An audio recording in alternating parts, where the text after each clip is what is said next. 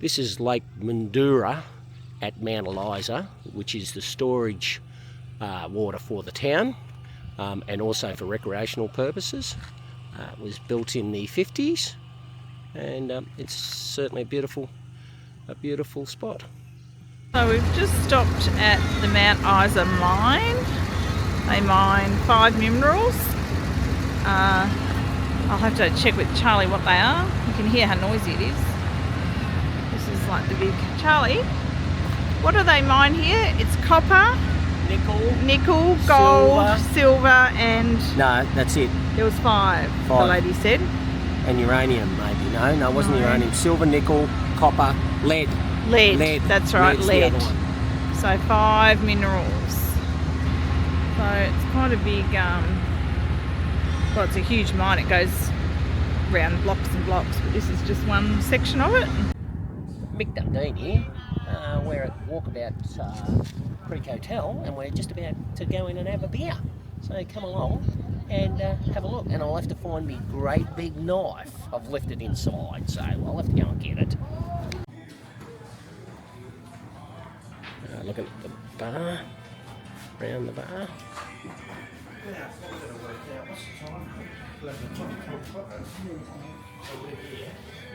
Here's Mick Dundee and sitting in the corner, alright?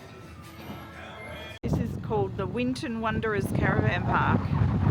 It's Charlie coming out now. It's a bit of a cool little sign up there, a whole caravan in a car. A bit different. Here we are at Winton way out west, and here's Dinah being the show-off girl for the lovely sign. We're up where the dinosaurs are made, and we're going to go and have a look at them today. So this is the Winton Club. The original homestead burnt down. This is the replacement cottage. It was first built in 1916, but it's the place of the first ever board meeting of Qantas. And I didn't know this, but Qantas stands for Queensland and Northern Territory Aerial Services, and Qantas was actually founded in Winton, this little town in the middle of nowhere. So this is Argo's wall. It's a huge wall with walls behind as well. He built walls on the side of his shed, but he has everything in here, like sewing machines, ploughs, an Argo, an old typewriter. Look at this. I've got to climb the fence.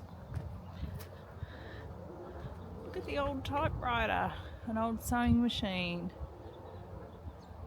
And he's just built this wall, which goes a long way, like it goes all the way up there, up the front there. Probably a couple hundred metres. Yeah, it's probably a couple of 100 metres. Look, there's a whole motorbike in here. Like a whole entire old motorbike. Oh, another one, there's 2 motorbikes. That's pretty cool. I had to walk around a tree then, sorry. Some kind of separator here with an engine on it. Unbelievable. Toilet with a helmet. A toilet. Concrete mixer. Lots of helmets. A old machine. cash register. Cash register. An old, yeah, look at the old concrete. And he's put your huge big This is his up here, air compressor up here. This is his gate, which is hubcaps and bumper bars, and you can see him behind. There's lots of stuff. An air compressor. Air compressor there. Got everything in it. All anything from the modern industrial revolution, I would say. A letterbox.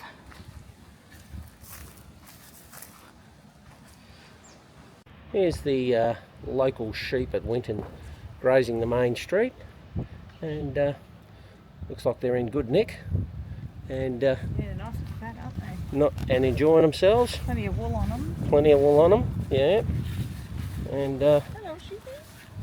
yeah, healthy looking. Here we are at Winton, and we're at the old trucking museum at Winton, and you can see the old Kenworths and Macs all lined up here, and yeah, it's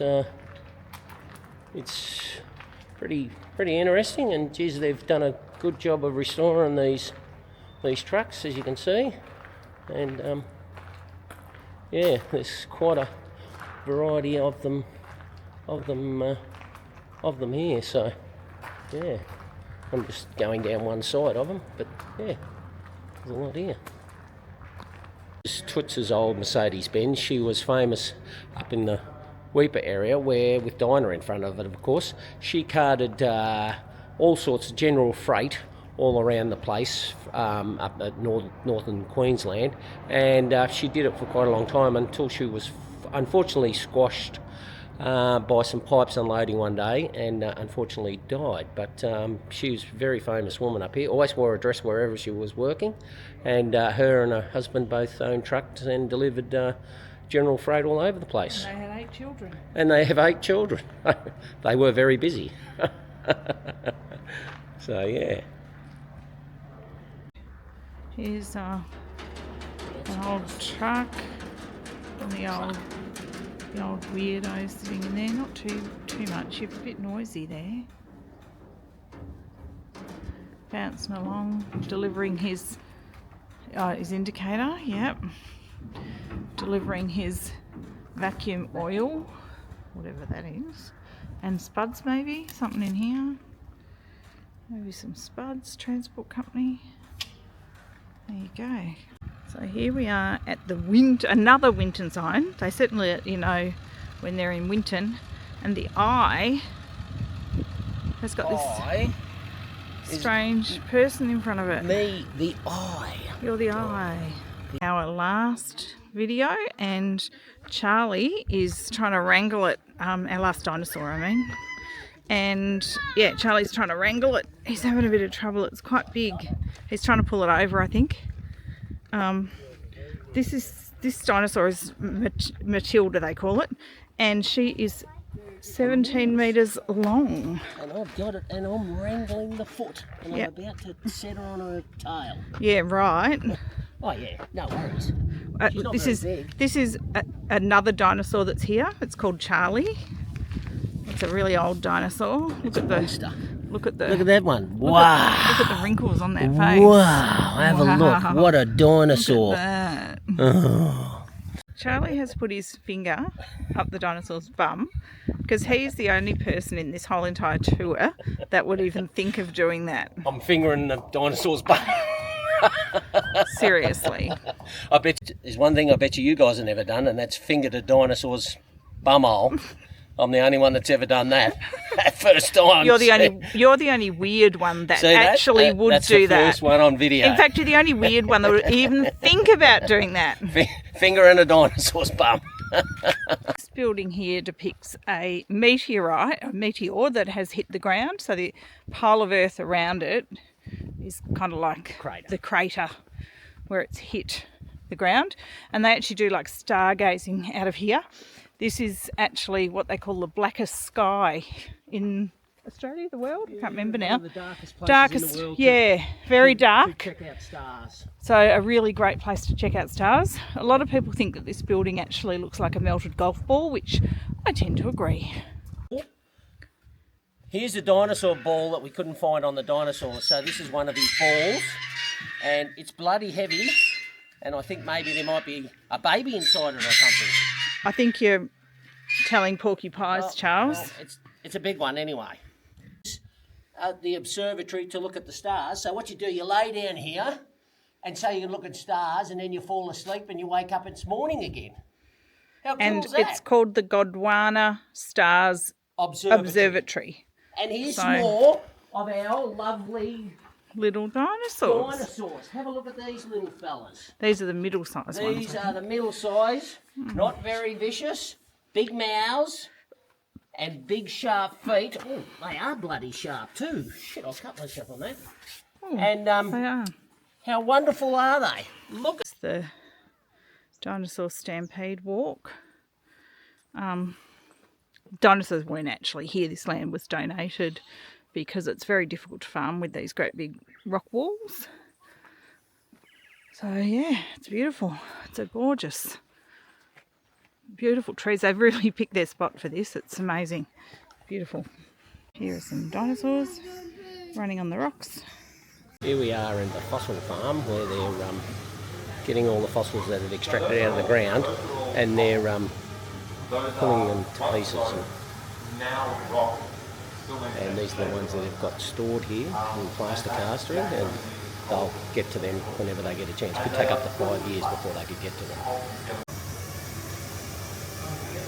Here we are, more fossilised dinosaur bones. Here are the preppers. These are the guys that have cut all out the bones and everywhere else. Very nice. And a really process tip. That's a single grain sand at a time. We go back and forth and essentially colouring is working to remove single layers of sand and debris, and that allows us to get amazing results like the techniques that we have out there. Now, those are the kinds of tools we're going to go with. We've got diamond cores. So if you're interested in that kind of bring in, I would encourage you to talk to all these volunteers around here. Some of them will be able to tell you some great things about what they're currently working on. Here we are in Longreach at the Qantas Founders Museum. Yeah, we're about to have a look around here and see what's there.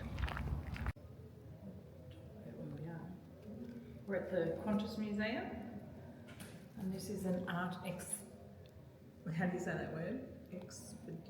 Exhibition. Exhibition-y thing. And it's all about dots.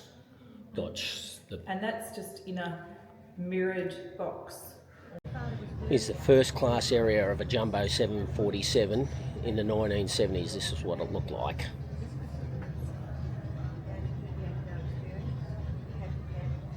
This is a look at the Aircraft Museum at Longreach and some of the exhibitions that they've got showing around there.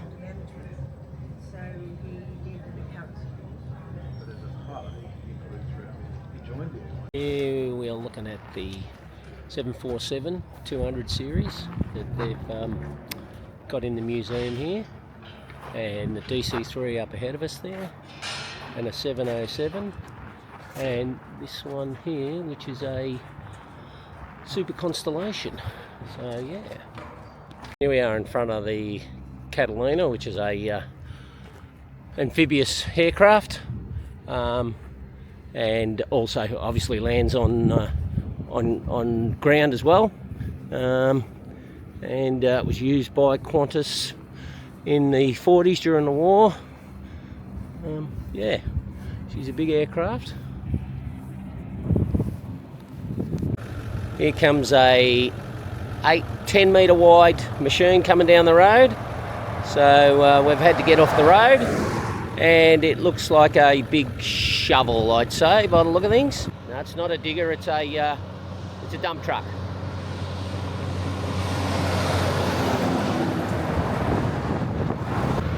He's a big sucker as well. 793.